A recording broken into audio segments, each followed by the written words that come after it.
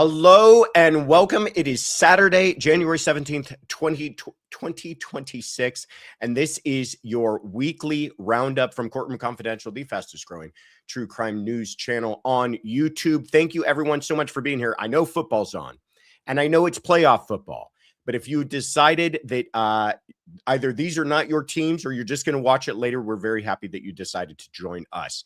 It's going to be a good show. A lot happened this week, a lot of cases to catch up on. And I think you guys are really going to enjoy it. So let me say hello to Crazy Mary Joe and Helen, the Scottish Llama, and Afton and Zero Patience and Fala. Damn it. Thank you guys so much for being here. Always appreciate you coming back. Also, hello to everybody who's watching on X or on Facebook. And if you are, please say hello. Send us a little comment so that we know that we're not just speaking to an empty room when it comes to X and Facebook. And for everybody who's new here, I think you're really going to enjoy this. This is a show where we wrap up what happened this week. But first, let me introduce myself. My name is Joshua Ritter. I'm a former prosecutor with the LA District Attorney's Office. I was there for just over 10 years. I left to go into private practice as a criminal defense attorney. We started this channel, Courtroom Confidential, with the plan, the mission statement of presenting to you both sides of the courtroom. And this is a show that we do every week, usually on Friday. Today, we changed it up a little bit and put it on Saturday for some, to accommodate some other plans that we had. So we appreciate you guys dealing with that change. And it's where we recap, like I said, all things that took place this week in true crime. And it was a very, very busy week. So take a deep breath. You've made it. You've made it through another week. We're all here. We're all happy.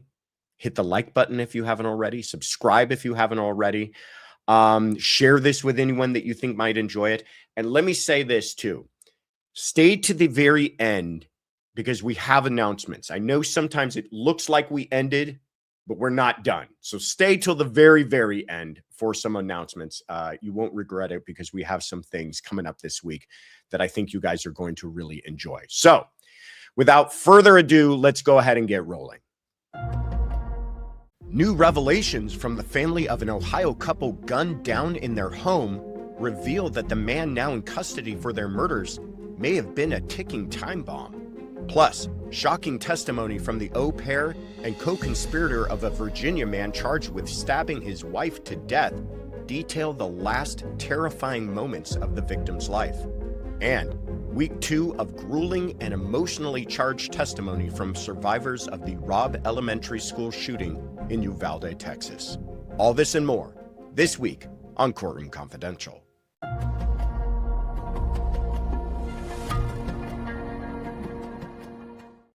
As you can tell, lots to dive into this week. As always, we are honored you have chosen us to bring you these updates. I'm your host, Joshua Ritter, an award-winning Los Angeles prosecutor turned criminal defense attorney with 20 years experience navigating the criminal justice system, bringing you my unique insights from both sides of the courtroom. Today is Saturday, January 17th, 2026, and this is your Courtroom Confidential weekly roundup. Let's jump in. An Ohio grand jury has indicted Michael McKee on 4 counts of aggravated murder and 1 count of aggravated burglary in the fatal shootings of Spencer and Monique Tepe. Indictment documents released by the Franklin County Prosecutor's Office state that McKee had, quote, a firearm that was equipped with a firearm muffler or suppressor on or about his person or under his control while committing the offense. Monique Tepe, age 39, was found dead alongside her husband, 37-year-old dentist Spencer Tepe, at their Columbus home on December 30th. The couple's children, ages 4 and 1, were unharmed. McKee, a 39-year-old Illinois surgeon, Monique's ex-husband, was arrested last Saturday about 400 miles from the crime scene. He appeared in an Illinois courtroom Monday where a public defender said he had plans to plead not guilty. Columbus Police Chief Elaine Bryant said police cannot comment on a motive, but described the killings as targeted and domestic violence in nature. Police said McKee's vehicle was captured on security video near the Tepe's home just before the murders. There were no signs of forced entry, and officials have not said how McKee may have entered the house. Records show McKee and Monique married in 2015 and divorced 2 years later due to incompatibility after living together for only 7 months. Family members alleged McKee was emotionally abusive. Quote, "It was so impactful that she had to leave the relationship so abruptly and get out because she was worried," said Rob Misla, Spencer Tepe's brother-in-law. Columbus police said they had no prior reports involving McKee and at the Tepe's home, which the couple moved into in 2020. The indictment states that if McKee is convicted, he will face a maximum of life in prison with parole eligibility after 32 years and a maximum term of life in prison without the possibility of parole. He is being held in Winnebago County Jail in Illinois and awaits extradition to Ohio. All right, what's happening here? First, I want to talk about motive. I've said many, many times on this channel that motive is something that the prosecution does not have to prove, and that is true. You have to prove criminal intent. You have to prove what somebody intended to do, but you don't have to prove why they intended to do it, because we don't expect and we can't put the burden on prosecutors to know what is taking place between somebody's two ears. What are they actually thinking? What is their motive for doing something? But also, as I've said many times, that is a mistake for prosecutors not to provide jurors with some type of motive in this case. And this one is a real mystery to me. What drives a person to do this? A professional, by the way. I mean, you have to have some discipline in your life. You have to be willing to be a functioning part of society to go out and become a doctor and then become a vascular surgeon, as he's been described. What compels that type of person to travel over 400 miles, bring along a silencer, by the way? Think about the amount of premeditation and planning that goes into that. It's a cold-blooded murder. What compels a professional person like that to do this? And then we're starting to get trickles of information about perhaps what was the dynamic of the relationship between them two, the two of them, Monique and McKee. Family members have said that they were not shocked. That's the words that they used when they found out that McKee was arrested. So was there some sort of domestic violence history? Was there some sort of mental unrest? 7 months after marrying someone is not a whole lot of time. And yet 7 to 8 years to be still obsessed and bothered by that person is also incredible. We've also heard a little bit about this malpractice lawsuit that's out there lingering from Nevada. I don't know if that plays into all of this or if that is entirely unrelated, but was it money? Was it jealousy? Was it hatred? We don't know. And that's a mystery, but that's only mystery number one. Here's mystery number two. How did he get in? Police have still maintained, reports this day are still from the media saying that there were no signs of forced entry. So he travels 400 miles, 400 plus miles, taking close to probably 7 hours to get there. He brings a silencer with him. The murder takes place sometime between 2 a.m. and 5 a.m. And you're telling me that he's going to go through all of that premeditation and planning and not have some plan about how to get into the home? And whatever plan that was didn't involve breaking and entering into that home? Now, it could have been dumb luck. Could have been that they just left the door open. And this could be some mystery easily solved. It could have been that they let him in and he forced them back into the bedroom. But still, this is a mystery to me because this is a person who I fully believe intended to get away with this murder. Well, let me say this about this case and about many other cases. Get used to the idea that we may never get answers to some of these questions. I know that's frustrating. I talk to jurors all the time about this. When I was a prosecutor, I would spend a lot of time on this particular issue. I would tell jurors, I am standing in front of you fully confident and fully intending to prove every element of this case, every element of the crimes charged beyond a reasonable doubt. But one thing I can guarantee you is that I cannot answer every question that may arise in your head. I cannot possibly answer every mystery that may surround a case. And that's just life. That's how it works in any case, whether a case that's brought to trial or just a story that you've all dealt with in your lives. You know, these mysteries sometimes arise and you don't have an answer to them. And it's natural for jurors to want an answer to that. But jurors need to be able to understand that they cannot conflate questions, mysteries with doubt. And I hope that they don't do that in this case. But what do you guys think? What is the biggest mystery in this case to you? Please let us know in the comments. Debbie Haro says, I'm still confused as to how he got in without notice. My question as well. Afton Forehead says, I do wonder if the clerical error that reopened their divorce case played a part. Well, that's interesting thought. That could be something. And Pentufel, thank you so much for the super chat, says, watch their full wedding video. You'll be more sad. Wow. That's something I guess we'll definitely have to check out. Pardon me. A former Brazilian au pair testified Wednesday that she turned on her former lover, Brendan Banfield, in an alleged double murder plot involving his wife because she, quote, wanted the truth to come out. Juliana Perez Magalhães told the jury she stayed silent for more than a year about the 2023 killings of Christine Banfield and Joseph Ryan and about Brendan's alleged role until days before her own criminal trial. She then began cooperating with authorities. Prosecutors say Banfield and Magalhães lured Ryan to their home, shot him, and staged the scene to make it appear Ryan was a predator who stabbed Christine. Magalhães, who initially was charged with second-degree murder in Ryan's killing, has since pled guilty to a reduced manslaughter charge. Her testimony is now central to the prosecution's case against Banfield, who has pled not guilty and faces life in prison if convicted of aggravated murder. She testified that she and Banfield created a social media account in Christine's name on a fetish-focused platform where Ryan connected and arranged a meeting involving a knife. She also described Banfield's plan to kill his wife, live with Magalhães, and the months he spent plotting and creating alibis. During cross-examination, defense attorney John Carroll challenged her credibility and motives, pressing her on who created the account, specific messages sent, and details she said she could not remember. At one point, she told Carroll, quote, I am not going to do this. Carroll also had Magalhães read from letters she wrote from jail expressing despair. She testified that her health in jail and isolation from loved ones contributed to her decision to cooperate. Magalhães will be sentenced after Banfield's trial, and depending on her cooperation with authorities, she could be sentenced to the time she has already served.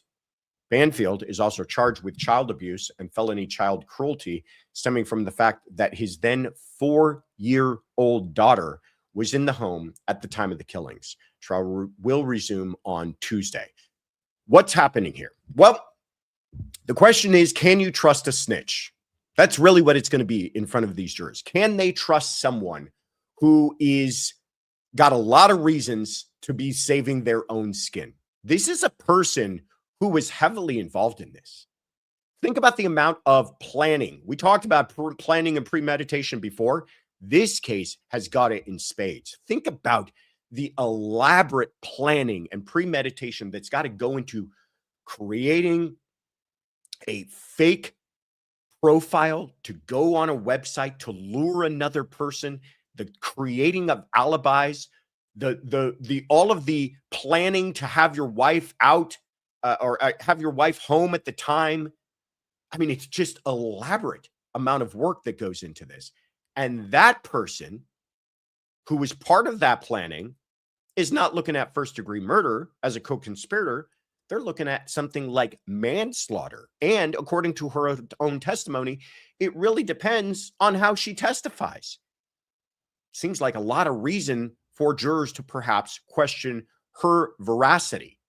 Plus, they already know that she's someone who will do something as awful and underhanded as plan the murder of not just the wife of the person she wanted to spend her life with, but some hapless individual who just got caught up in this whole thing. That's pretty evil-hearted. The other thing to think about with this case is as I've described it, and as you've been watching it, is it simply too strange to not be true?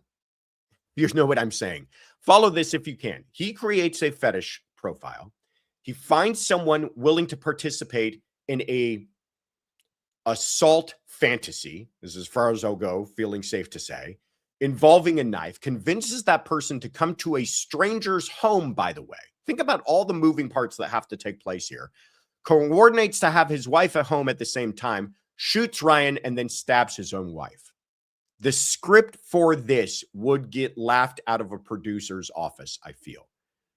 And is that going to be a little bit too much for jurors to follow? Well, I don't think the answer to that is no, if they're willing to believe the au pair. And again, that comes back to the question of how believable is she? Her problem as a witness, though, is not entirely on how she testified or her sweetheart deal or the elaborate plot. It's more about her attitude. This idea of becoming incredibly forgetful once you're now on cross-examination and the back and forth exchange between her and the defense attorney. I used to tell witnesses all the time when they would testify for me, I don't care what the other side asks you. I don't care what questions the attorney asks you on cross-examination. I don't want you to be worried about it. Your only job is to tell the truth. I'll handle the other attorney. If objections need to be made, I'll make them. Don't you worry about them. If they make it sound like you're forgetful or lying, don't worry about that. I get to get back up and ask you questions again. Your job is only to tell the truth. Your job is not to fight with them. Your job is not to advocate. Your job is only to tell the truth. Because why? I knew that sometimes the bad attitude of a witness, the combative attitude of a witness, can be enough to ruin their credibility with the jurors. Jurors hate that kind of stuff. But what do you guys think? Do you believe the au pair in this case? She is the star witness. Do you find her to be believable? Please let us know in the comments. Baylowbird says, I keep changing my mind about her level of involvement. And I think a lot of people are. Therapist, says what Christine had to have gone through, the fear of an intruder, thinking her husband was going to save her, only to be the exact opposite, hurts my soul. Me too. It was a nightmare what that woman lived through in her last moments. And Jenny G says, so much planning and absolutely horrendous ideas in this one. And it's heartbreaking. And I agree with that. Jurors in the trial of former Uvalde school police officer Adrian Gonzalez have detailed testimony this week from a police sergeant who attempted to enter Robb Elementary School along with Gonzalez during the May 2022 shooting. Prosecutors allege Gonzalez failed to follow his training and endangered 19 students who were killed and 10 who survived. Gonzalez has pled not guilty, and his attorneys argue he is being unfairly singled out for a broader law enforcement failure. It took 77 minutes before law enforcement mounted a counter-assault to end the rampage. Former Uvalde Police Sergeant Daniel Coronado testified for the state Thursday, describing Gonzalez as cautious and concerned about officer safety. Quote, he was yelling at them to be careful because the shooter was on that side of the building from the information that we had, Coronado said. He was trying to get around to see what was going on. Coronado told jurors that once they realized the shooter had gone into the school, he entered with Gonzalez, Uvalde school police chief Pete Arredondo, and another officer. Jurors also saw body camera footage of their actions. Coronado described walking through dark, quiet hallways that smelled of gunpowder with walls perforated by bullets. Coronado said they heard gunfire and saw an officer retreat after being hit. Quote, he yells out, he's in the classroom over here to my left, Coronado testified. Coronado said Gonzalez and Arredondo then tried to call for SWAT support. When prosecutor Bill Turner asked whether that was the opposite of confronting the shooter, Coronado replied, "The opposite? No. I think we were trying to formulate a plan to confront the shooter, and that would be to call SWAT." Earlier in the week, jurors also heard emotional testimony from Christopher Salinas, whose son Samuel survived the shooting. Salinas said Samuel still has shrapnel embedded in his thigh, lives with constant pain, and is triggered by popping sounds, arguments, slamming doors, and the color red. Trial will continue on Tuesday. What's happening here? Here's a question for you, and I imagine a question that jurors are asking. Why only one officer? If this was a complete failure and breakdown in law enforcement, why only one? Doesn't that seem like they're making a sacrificial lamb out of him? Was he really that much more egregious in his actions? Is he the person that caused the 77-minute delay? Him alone? Is he responsible? How many more officers could have done things differently? How many more officers would likely testify they wish they had done things differently? Now, I realize that is not really the question before this jury, but don't mistake yourself into thinking that they are not asking it. They absolutely are. And that might backfire on the prosecution. The prosecution says that he failed to follow his training. Did he, though? That really assumes a lot about how someone should behave under incredibly difficult and complex situations that they have likely never seen before. In fact, many officers go their entire careers and will never experience anything like this. Yet, the prosecution is saying he failed to follow his training under this situation. The prosecution, is assuming cowardice. They're assuming negligence, all arising out of an incredibly difficult, fast-moving, constantly changing, horrific, tragic, unimaginable situation. They're prosecuting someone for what they hope they would have done differently, not for something that they did. And that troubles me. This whole case, and why we're even sitting here talking about this, and why it's even a criminal case to begin with, though, has to do with one fact in particular, in my view. And that is 77 minutes. 77 minutes is very long. 77 minutes is likely going to be double the time of this entire episode that you're listening to. That's a very long time to hear bullets going off, to hear screams, to hear 911 calls, and to not do anything. I get it. 19 children lost their lives. 19 babies out there. 19 families affected and forever changed. 2 teachers as well. But when it involves children of this age, we cannot stomach it. We cannot handle it. We cannot wrap our heads around that kind of loss of life and that kind of tragedy. And so how many of us thought the same thing when we heard that 77 minutes? How many of us thought, why didn't they rush in? Why didn't they do more? Why wasn't someone a hero?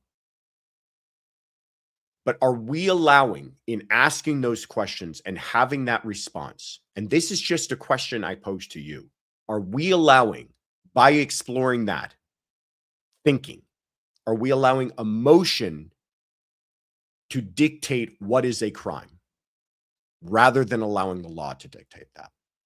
But what do you guys think? You've heard enough of this trial now. I think you can weigh in. Do you think he is guilty of what he's charged with, endangerment, or do you think he's not guilty? You guys decide. Please let us know in the comments. Jerry Michael says, I agree that Gonzalez has been targeted for the whole debacle. I think many people might agree with you. KMTX78 says, as a retired teacher in Texas, there was no excuse for how they handled this in the moment. And I agree with that as well. They're not mutually exclusive. And Court Dog Daniel, thank you so much for the super chat, says, can't see conviction in this one. And I know that that will be disappointing to many people. Before we dive into the other cases making headlines this week, I'm going to ask that you take a moment, if you haven't already, to subscribe to this channel now. It's completely free, and it's a great way to support the channel. We want to continue to bring you the highest quality content that we possibly can, and the best way that we can do that is through your support. The man dubbed the Long Island serial killer returned to court this week, where the judge made clear his trial will, quote, begin after Labor Day, come hell or high water. Rex Heuermann faces 7 counts of murder in the killings and dismemberments of Sandra Castilla, Valerie Mack, Jessica Taylor, Maureen Brainerd Barnes, Melissa Bartholomew, Megan Waterman, and Amber Lynn Costello. The warning from Judge Timothy Mazzei came after defense attorneys filed a 170-page omnibus motion seeking to dismiss one murder charge and suppress evidence, including Heuermann's statements to detectives and court officers during his July 2023 arraignment. The filing detailed Heuermann's first 24 hours in custody, where he apparently ate French fries, onion rings, peanut butter crackers, and a Coca-Cola, and slept on a chair for more than 5 hours before arraignment. During that arraignment, a court officer told Heuermann that a $6,000 watch he asked about was, quote, not amongst his personal property at the courthouse, prompting Heuermann to reply, quote, I guess I won't be needing that. Defense attorney Michael Brown is also seeking dismissal of the second-degree murder charge tied to the 1993 killing of Sandra Castilla. Prosecutors say Heuermann was linked to Castilla's death through a hair found on a striped rugby-style shirt wrapped around her arms and pulled over her head. Brown countered that, quote, the presence of a single hair on a shirt fails to establish that Heuermann caused Castilla's death or acted with the requisite intent.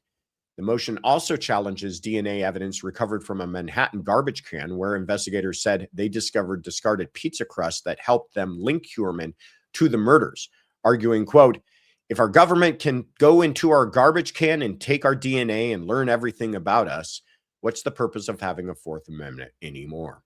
The judge gave the Suffolk County District Attorney's Office until March to respond to the defense's requests.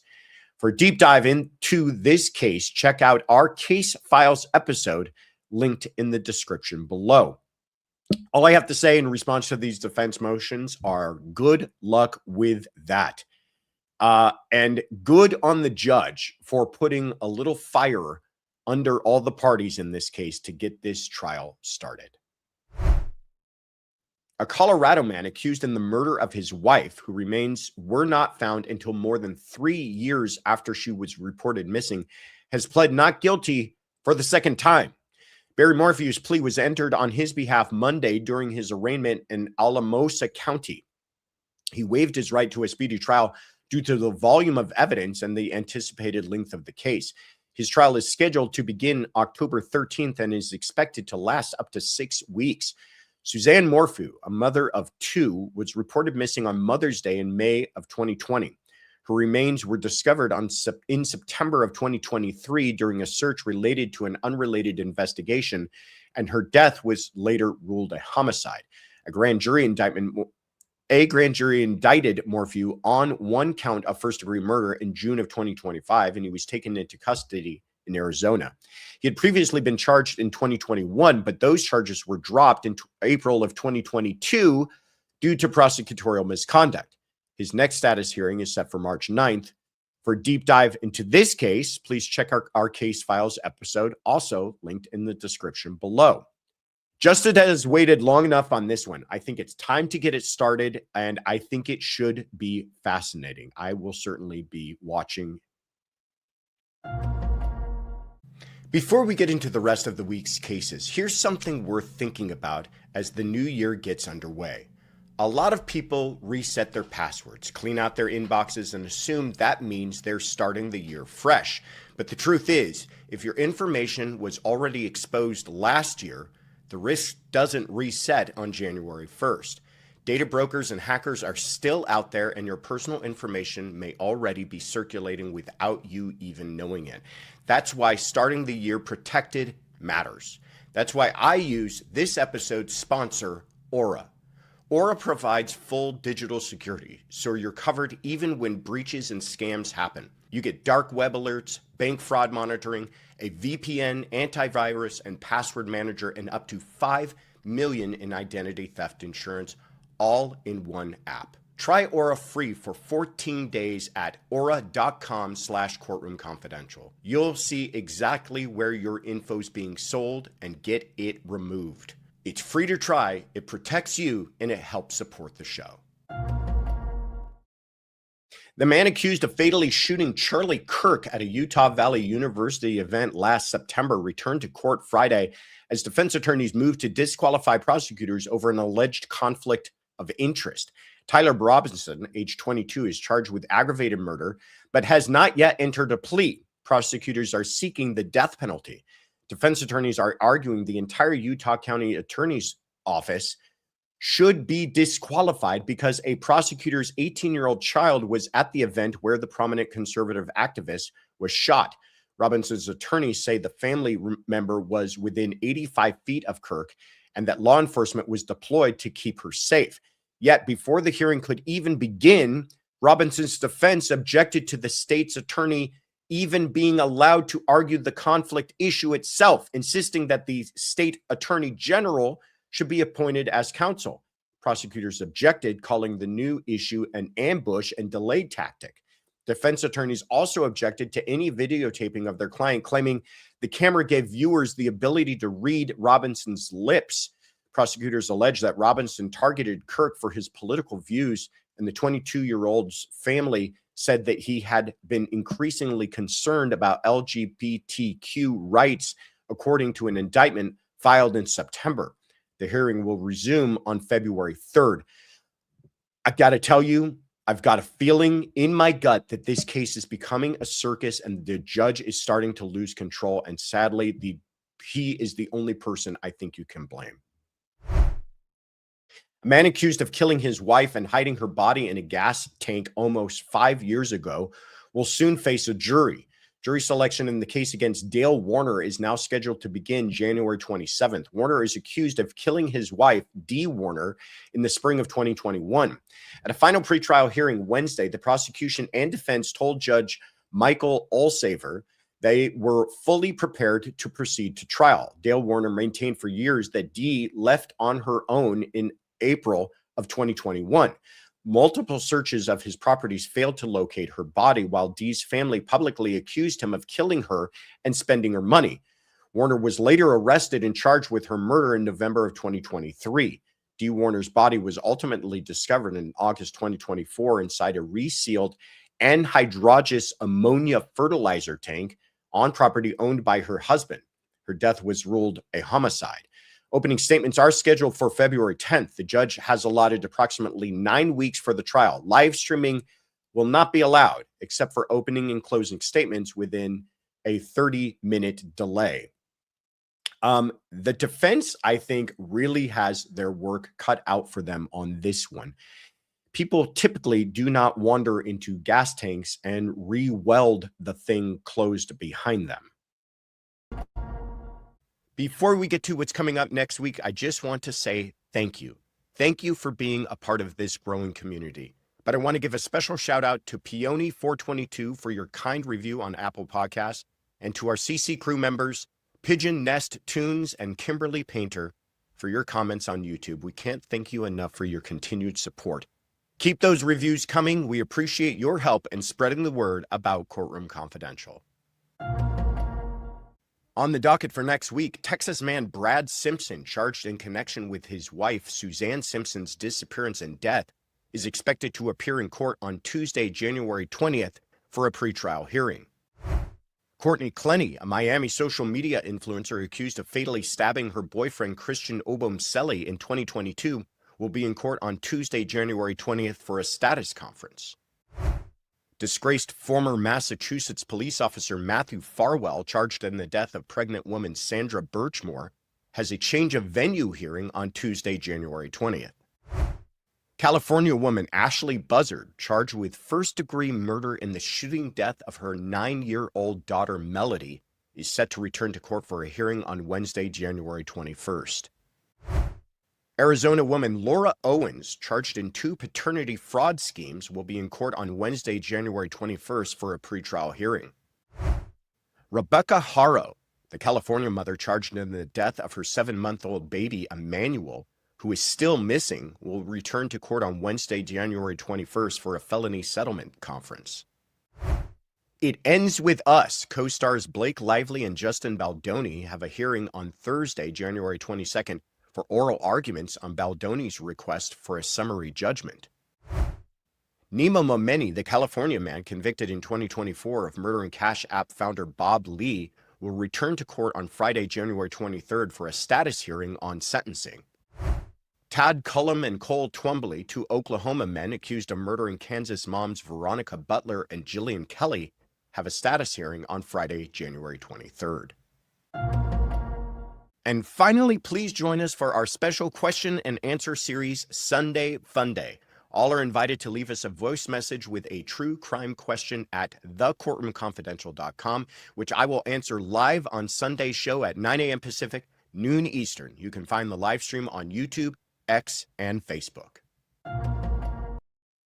And that is it for us this week, folks. I am your host, Josh Ritter. You can find us on social media at CR Confidential on X, at The Courtroom Confidential on Instagram, or at thecourtroomconfidential.com. Thank you again for joining me. Have a great weekend, and I will see you again next week for another episode of Courtroom Confidential.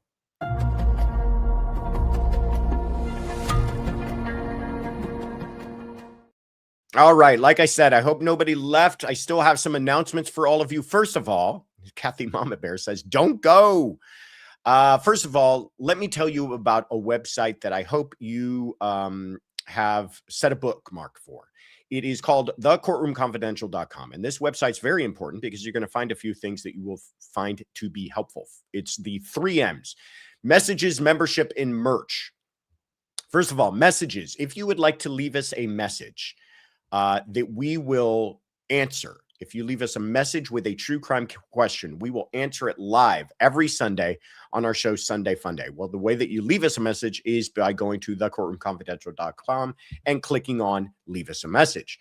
Membership. If you want to find out about how to join the Courtroom Confidential members, now's the time to do it. We've got our biggest group of members so far, and we're very excited about that. So please click on, see, KMTX just became a member, and so should you. So click on Become a Member. Lee Hillard has been a member for 1 month, everybody, and he or she says that they are proud to be a part of the fabulous CC crew. Another reason why you're going to want to become a member is what I'm about to tell you is coming up this next Friday.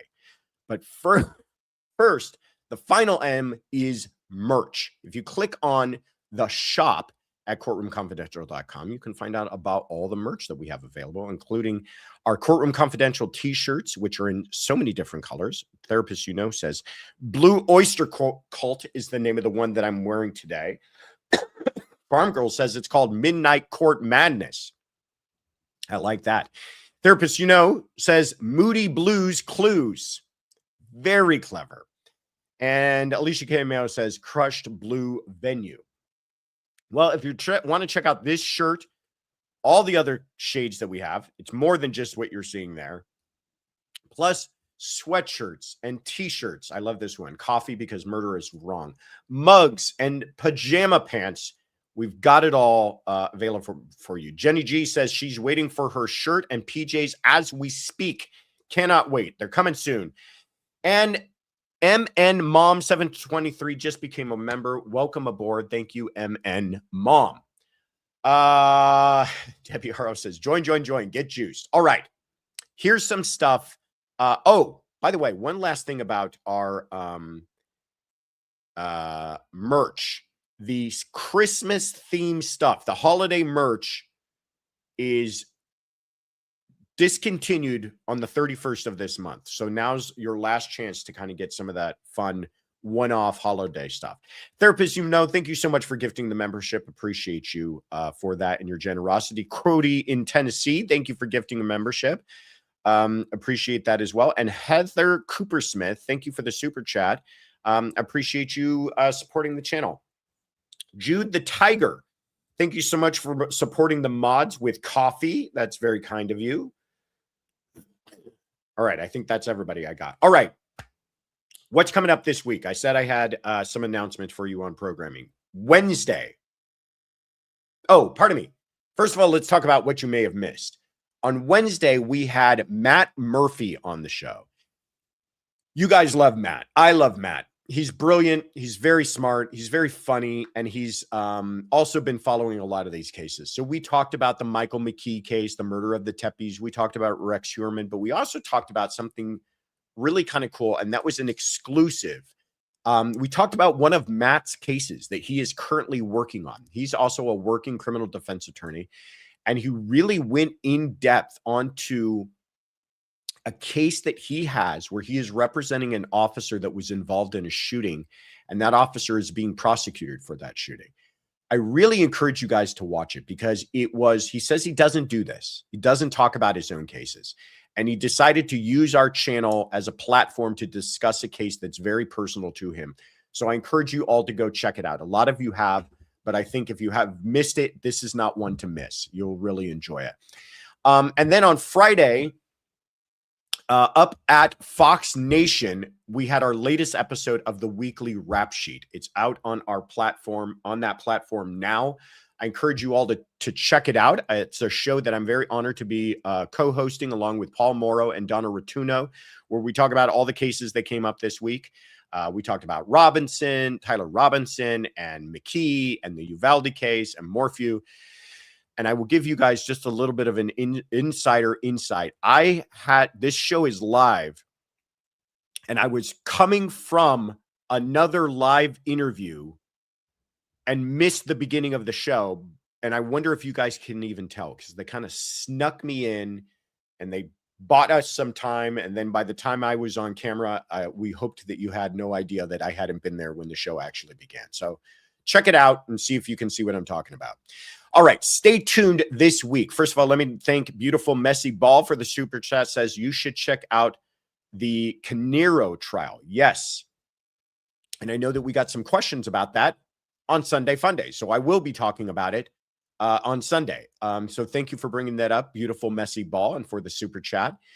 So let me talk to you about what is coming up this week. First of all this week, we are covering on our sister channel, Courtroom Confidential Live Trials, the Brendan Banfield case.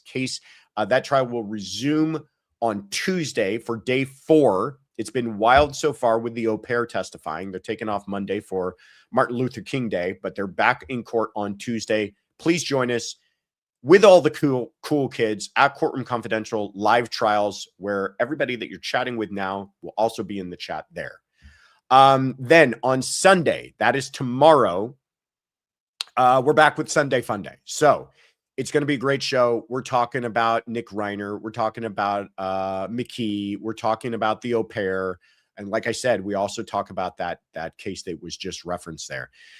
Jenny G says, man, I love this channel and community, and she's super juiced, as you can tell. Has anybody got their percentages of juiced up? I love when everybody does that. That cracks me up for some reason. All right, there's the link to Sunday Funday. And then Monday, we're back with our Monday night true crime docket, where we catch you up on everything to expect throughout the week. It's going to be another busy week because why? Because it's January. And that means that everybody put everything past the holidays and expected that they would be talking about it in January. And that's why it's so busy. Nightbot says Kaylin is 86% juiced. Oh, I would have thought we would have bumped that up into the 90s, Kaylin. That's what, a B+. But poor Afton failing at 38% juice. Afton, get it together. All right. So that's Sunday Funday live at 9. Well, look at that. See? Helen the Scottish Llama, 98% A+, 98% juice. Sunday Funday, this Sunday, tomorrow, 9 a.m. Pacific, 12 Eastern. I know we've got playoff football happening, folks, and we're going to get it done. We're going to get it done quickly, but we've got a lot of great questions. Monday, oh, sorry, I was already on to Monday. I got distracted by all the juice percentages. Monday, our Monday night true crime docket, and we will have Anjanette Levy from she's got her own YouTube channel. She also works for Law and Crime. That will be live at 5 p.m. Pacific, 8 p.m. Eastern. So please check that out. Peony is only 25% juice. Come on, Peony. You gotta get those numbers up. Bump those up. And then Friday. I don't usually get that far into the week, but I wanted to tell you something special for everybody who's a member, for everybody who joined. We will be having our monthly, this will be our January 2026 members only live at 3 p.m. So what we're going to do is we're going to have our regular Friday weekly roundup. And then right after that, don't go anywhere.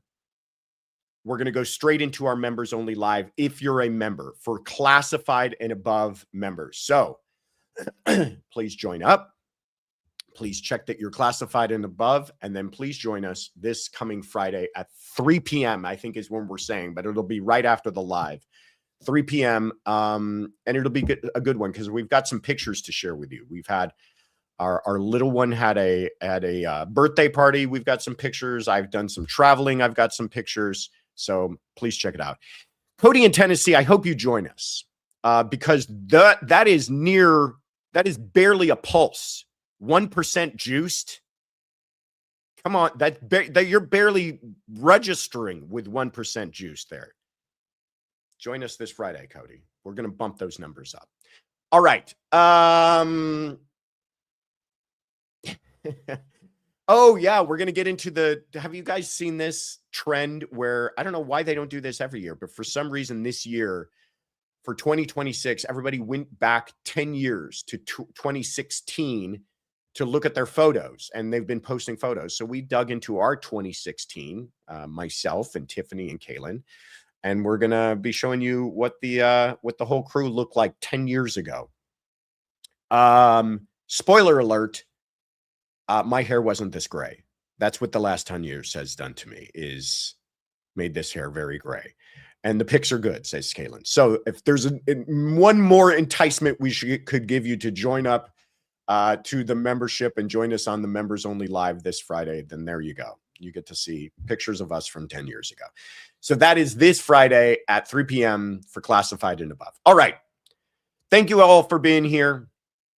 Hope you have a wonderful rest of your Saturday. Let me give a special shout out to Afton, Shigo, Kathy, and Therapist for being our mods, the best in the business. Special shout out and thank you to Kaylin for making everything run so smoothly, and everything that we do, we couldn't do it without you. And to Tiffany for being the best thing that ever happened to me. Take care of everybody. We will see you all tomorrow. Take care. Bye-bye.